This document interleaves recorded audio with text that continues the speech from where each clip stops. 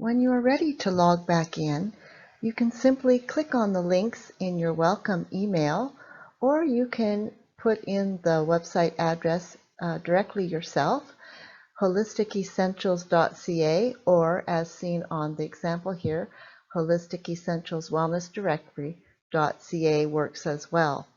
Once you get back to the main page, you simply need to click on the member login link, and then it will take you to your profile page. Once you are on the member login page, you simply need to put in the email address that you registered with, your password, and then select Login Now.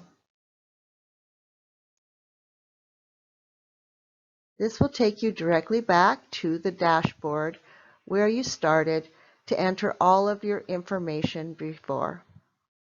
When you are done working on your listing, you can either save and just close, or you can look to the top of the page and you will see a button that says Welcome and your name.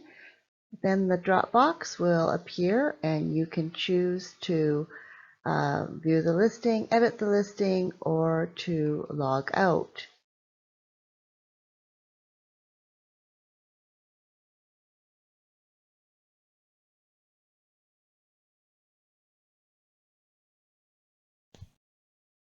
Thank you for joining us here today.